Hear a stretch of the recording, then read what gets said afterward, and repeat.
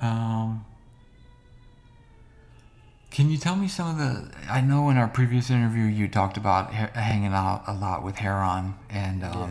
going to Compton and things like that. Can you tell me about some of the stuff that you guys would do as far as what about Compton fascinated you? Because I know you had mentioned that a lot of that stuff Yeah. at that age and at that time of your life did fascinate you. Yes. Can you tell me some of the stuff that you did and that you experienced, and then what your outlook on it is now, Yes. as far as in the mind state that you're in now? I think I was fascinated because, I really came from the hood. You know what I mean? I think I come from a part of New Jersey where my brothers and them and my cousins and my relatives, they was the individuals who was running the neighborhoods, you know what I mean? So when I went to California and I met people like Heron and Buntry and them, they reminded me of old heads from my neighborhood. Like, West Coast call them OGs, we call them old heads, you know what I mean? So it was the same mindset, just different structure. So it just felt like I was right at home, going from New Jersey, going from my neighborhood and going straight to West Coast, even though West Coast was just divided, every hood was divided by a different gang. You know what I mean? We didn't have gangs back in the day in Jersey. But and Heron, we clicked, you know what I mean? And some of the events, you can ask Risky. Y'all know Risky, right? From the one who drew the Machiavelli and stuff. Mm-hmm. I remember one time we Mm-hmm. was in Compton with Heron, and we get a call. I guess some dudes were trying to push up on Risky, and and Risky called Heron, and Heron was like, "Napoleon, you strapped?" And I always kept a gun on me. I always kept a gun on me. I was like, "Of course." And he was like, "Some dudes trying to bother Risky." So we went. I don't even know what was the problem, but they was at Risky house. Risky lived in Compton back then. So when we rolled over there, I guess Risky was even surprised to see me there with Heron. You know what I mean?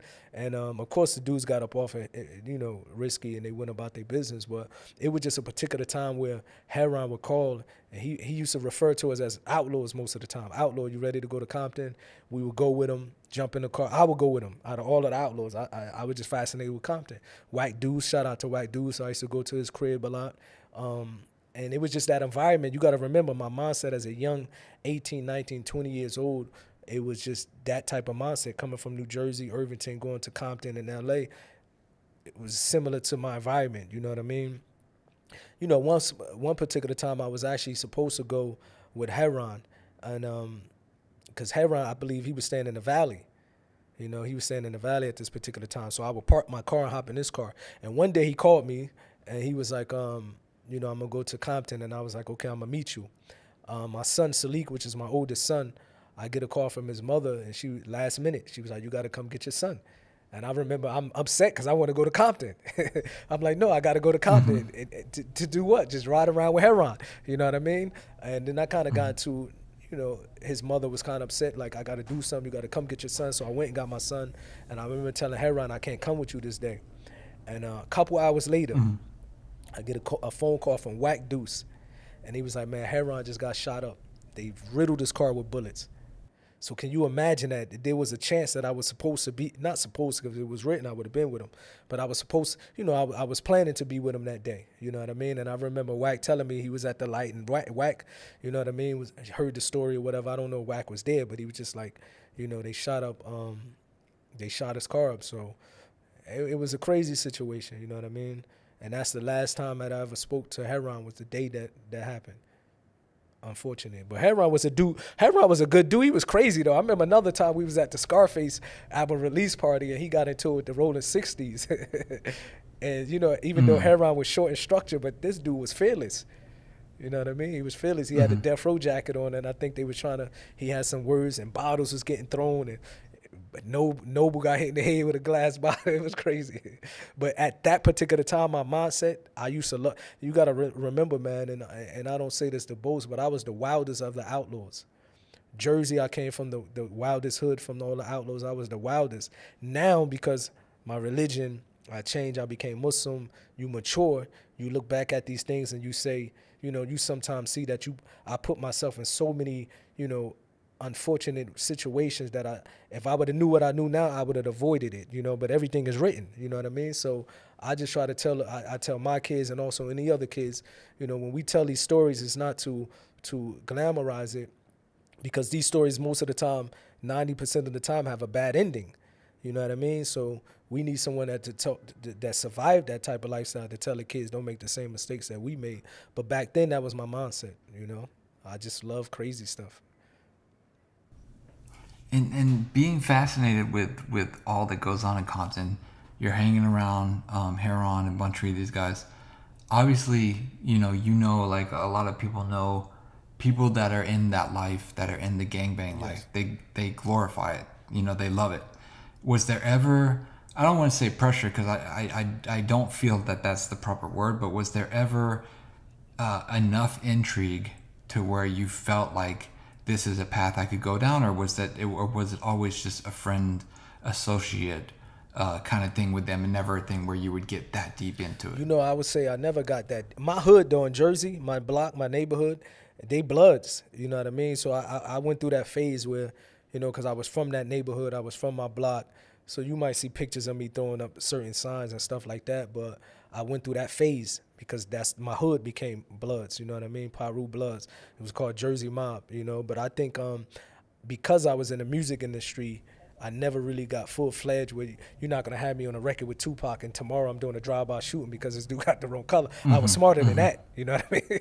I knew I had some common sense now, you know what I mean? But I think because when we was in L.A., being around Pac, we was introduced to Bloods and Crips, you understand? So it wasn't like we had to pick a side because, like I said, Rated R and them, they still are homies to this day. Macadosha, they was from Rolling 40 Crips. Big Psych was from Imperial Village Crips from Inglewood. You had Speedy was also a good friend of ours, you know what I mean? And then White Deuce was also very close with us. So we was able to rub shoulders with, Bloods and Crips. So we didn't really just pick a side like that, you know what I mean? Besides my neighborhood in New Jersey becoming Bloods, and I went through a certain phase, and then after that, I grew past it. Okay.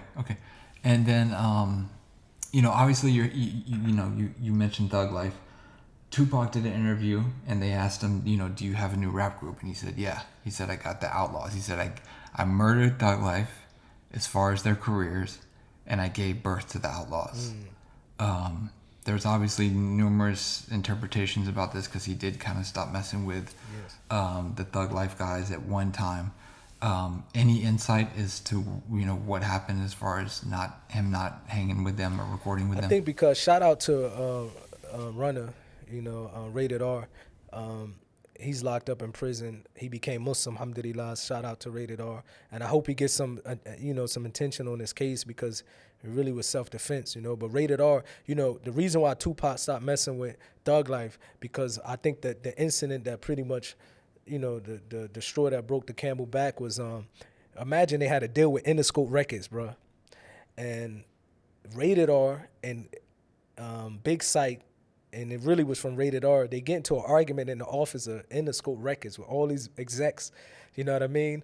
And they start gangbanging on each other. Rated R called his homies from Rolling 40s. They came up there, gloves on, covering their faces. In the scope, you know what I mean? And Rated R wanted to fight Big Psych. So when Pac got this was embarrassing for Pac, you know what I mean? He bring this group and he said, this isn't that. But back then, Rated R, shout out to Rated R. He's a good dude. He's my brother. I spoke to him a few months ago. But, he matured, of course, now. But back then, Rated R, he was a real gang member. You understand? He was a real, even though Big Psych also, he was a real gang member. So he looking at it from a gang member's point of view, with Pac looking at it like this is business. And if you guys gonna, if they're gonna come up in Interscope and be doing some gang banging in the middle of Interscope Records, I can't deal with them anymore. So I think was the main reason that Pac stopped dealing with the Thug Life. But they always been family. He never cut that off with, you know what I mean? They always been family. Psych was more diplomatic. Big Psych was more diplomatic. That's why he was able to continue to work with Big Psych. But Rated R was crazy. You know what I mean? He just was a wild dude. And Dad's always said something. I just want to get your thoughts on it real quick. Dad's always said Tupac was a Crip before he was a Blood because he was a Crip with the Thug Life guys, and then he came to Death Row and he was a Blood. And he always throws his little sneak things in there. What are your thoughts when he says stuff like that? I really don't know, man. Even he definitely was rolling tight with the with Thug Life. They was all Crips. Some of Pac closest people that he had in LA was Crips, you know what I mean? But then again, you had Pac that always used to say, man, he was shot. It doesn't matter if you blood or cuz, you know what I mean? He was trying to be in the middle when it comes to that. He had, you know, Bloods and Crips friends. It just was, that's part of, you know, especially when you coming from outside of LA and you move to LA, most of the time that's going to be your situation. If you don't pick a side, you're going to have people from both sides, you know what I mean? And that's how I look at the Pac situation.